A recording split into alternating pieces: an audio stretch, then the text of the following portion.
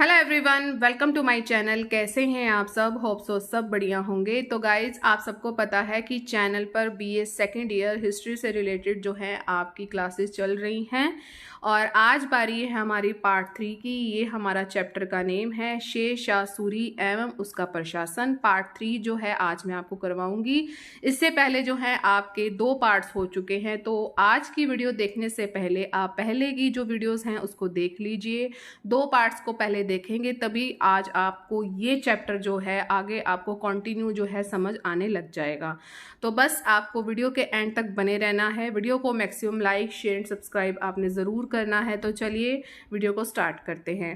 Part 2 आप देख लेंगे, तब उसके बाद जो आज बात करेंगे हम 1543 की, जिसमें शेर शाह ने रायसीन पर जो था आक्रमण करवाया था और वहाँ पर एक शासक था, राजपूत शासक, उसका नाम था पूरन मल। ठीक है, इसको क्या किया गया, जो ये आपका रायसीन का जो आक्रमण है ये शेर शाह के लिए एक तरह का कलंक था। वो कैसे था देखते हैं। तो राजपूत शासक जिसका नाम था पूरन मल, इसको विश्वासघात करके मार डाला गया। ठीक है, और इस आक्रमण के दौरान जो वहाँ की स्त्रियां थीं उन्होंने जोहर ले लिया था। जोहर मतलब कि कुएं में कूद गई थी। तो आपने पद्मावत मूवी जो है आपने ज़रूर देखी होगी, तो जोहर किया। तो ये जो रायसीन का आक्रमण है शेर शाह सूरी के लिए एक कलंक माना जाता है और ये बहुत ज़्यादा इम्पोर्टेंट है। 1543 की ये आपके लिए घटना है और आपको इसको याद रखना है। आगे बढ़ते हैं। देखिए, वही बात आ गई है कि रायसीन की जो घटना है वो शेर शाह के चरित्र पर कलंक माना जाता है। ठीक है, आगे बढ़ते हैं। अब बात करेंगे हम 1544 की। इसमें जो है मारवाड़ है, यहाँ पर मारवाड़ के शासक मालदेव पर आक्रमण किया और युद्ध में जो है शेर शाह ने कूटनीति का सहारा लिया था, मतलब चालबाजी यहाँ पर करी थी। तो मारवाड़ का हो जाएगा, मारवाड़ का शासक मालदेव। मैं आपका हो जाएगा मारवाड़ और शासक हो जाएगा मालदेव। और कब की बात है ये बात है आपकी 1544 की। तो ये डेट और ये सन आपको सब याद रखने होते हैं। और इस युद्ध में ऐसा खास क्या है जो आपको इंटरेस्टिंग फैक्ट और याद रखना है। इस युद्ध में जो राजपूत सरदार था जयता और कुप्पा, ये दोनों नाम जो हैं आपको याद रखने हैं। जयता और कुप्पा ने अत्यंत वीरता दिखाई थी इस युद्ध में और अफगान सेना के इसने छक्के छुड़वा दिए थे।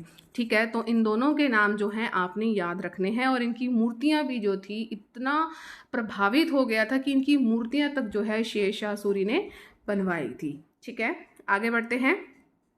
इसका जो अंतिम युद्ध हुआ वो हुआ 1545 में। ये अंतिम युद्ध था क्योंकि आपका जो टाइम पीरियड है शेर शाह सूरी का वो है 1540 से 1545। ठीक है, तो अंतिम जो युद्ध हुआ वो हुआ कालिंजर पर। और उस समय का जो शासक था उसका नाम था कीरत सिंह।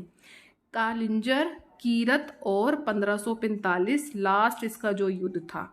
ठीक है, आपको याद हो गया होगा। इसमें एक वैश्या के लिए, ठीक है, जो नाचने वाली हो गई, उसके लिए मतलब इनकी बहुत ज़्यादा लड़ाई हुई थी।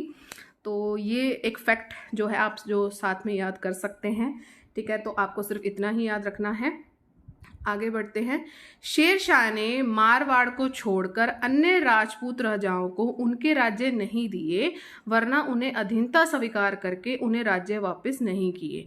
कहने का भाव क्या है कि मारवाड़ जो है इसको तो छोड़ दिया था मारवाड़ को, और जितने थे कि और जो राजा थे, राजपूत राजा थे, उनको राज्य नहीं दिए थे, बल्कि उनसे अधीनता स्वीकार करवा के उनको राज्य वापस नहीं किए। अधीनता स्वीकार कर ली फिर भी राज्य नहीं दिए। ये शेर शाह की कहानी एक और है, ये भी आपको चीज़ जो है याद रखनी है।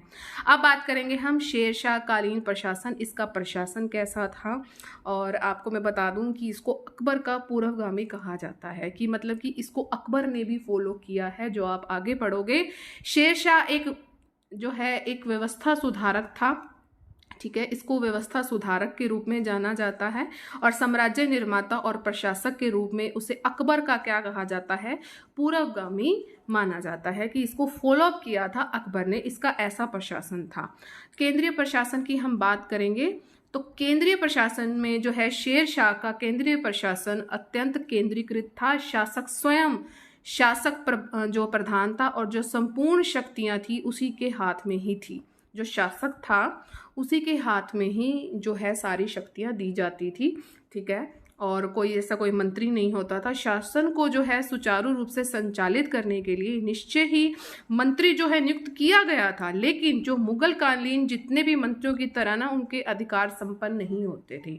मंत्री को तो ये करते थे, शेरशाह सूरी ने मंत्री तो रखे हुए थे, लेकिन इन मंत्रियों को सारी शक्ति नहीं दी हुई थी। खुद के पास जो है मेजर जो चीज़ें हैं वो अपने पास इसने रखी हुई थी। वो इसके जो है आप कह सकते हो कि आइस के आमने सामने रहते थे, ठीक है। मुगल कालीन जो है मंत्री उनको काम दे दिया गया तो वो उन्हें ही करना होता था, ठीक है। तो लेकिन इनके पास ऐसा कुछ नहीं था, इसके अंडर सब कुछ जो है इसकी निगरानी में ही सब कुछ काम होते थे, ठीक है। और मंत्री स्वयं जो है निर्णय नहीं लेते थे, बस उनका काम क्या होता था, उन जो है आदेश उनको दिए जाते थे और उनका ही उसे पालन करना होता था।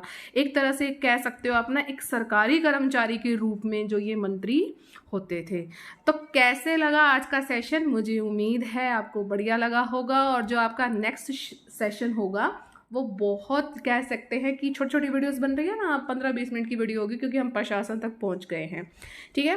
तो कैसा लगा आज का सेशन आपने कमेंट सेक्शन में ज़रूर बताना है। अगर आपको अच्छा लगा है तो मैक्सिमम लाइक करें, शेयर ज़रूर करें, सब्सक्राइब का रेड बटन ज़रूर प्रेस करना है और ऑल पर ज़रूर क्लिक करना है ताकि चैनल पर जितनी भी वीडियोस आएँ उसकी नोटिफिकेशन आपको टाइम टू टाइम मिलती रहे।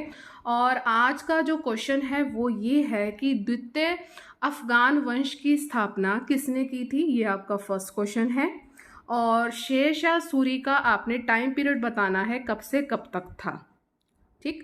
और एक और है आपके लिए क्वेश्चन कि हुमायूं को कब उसने बाहर निकाला था, देश निकाला दिया था शेरशाह सूरी ने, ठीक है। और मारवाड़ के शासक का क्या नाम था, कौन सा आक्रमण उसके लिए जो था कलंक था। तो ये 5 क्वेश्चन के जो आंसर है आपने नीचे कमेंट सेक्शन में लिखने हैं। और जितने भी आप इस वीडियो को देखते हैं तो मैक्सिमम लाइक ज़रूर करें, शेयर ज़रूर करें। ये 5 जो है मैंने आपसे क्वेश्चन पूछे हैं, आपने इसके कमेंट सेक्शन में जवाब देने ही देने हैं, ठीक है। चलिए मिलेंगे अपने नेक्स्ट सेशन में। Till then thank you so much for watching. Bye bye guys and take care.